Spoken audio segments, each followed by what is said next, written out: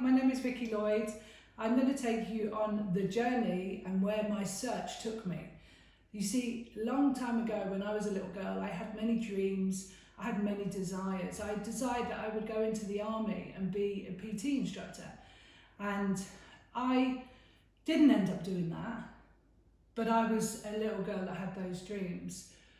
My search took me into a journey of drug addiction, but it didn't start that way. I actually started having a good time.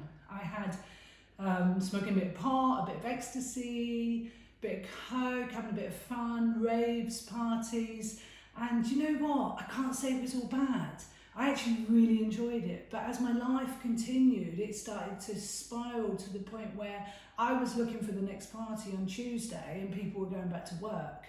And then I came in contact with harder drugs. My search took me to Spain, to Portugal, to Greece, to Ibiza. It took me all over the place. What was I searching for? You know what? I was searching for belonging. I was searching for a purpose. I was searching that this gaping hole in me would be filled by something.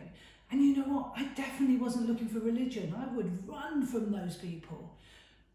But there came a time, and I tell you, at the end of it all, I still wasn't looking for it. But you know where that search took me? That search took me to the streets. That search took me to living on the streets, addicted to heroin, addicted to crack, addicted to alcohol, rehab after rehab, prison after prison.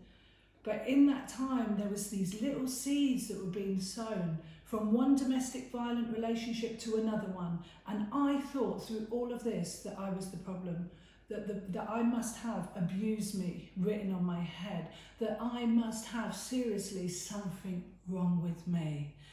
My last resort was a Christian home that I went into.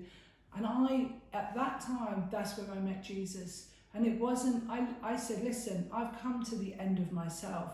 I don't even know whether you're real.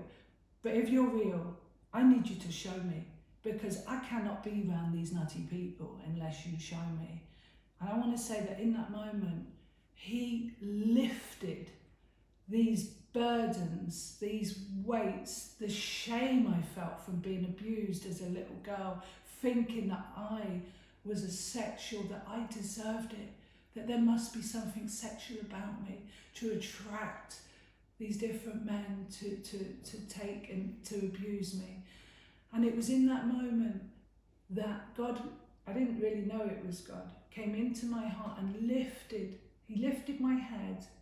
He enabled me to lift my eyes, and it was like somebody took the scales off my eyes. I could smell, I could see where I'd not been able to see for so long. And it was in that moment, and that was 20 years ago. And I'm not saying it was an easy journey. I'm not saying everything was answered, but it was in that moment I knew that the search was over.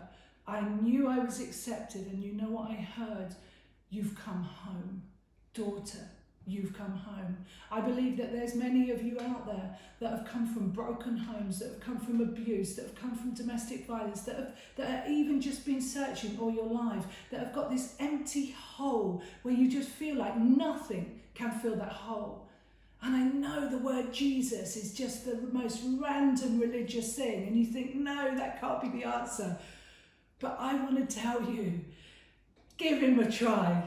20 years later, a wife, a mother of two beautiful children, pastor in a church with my husband, but more important than any of that, he's my Father in heaven.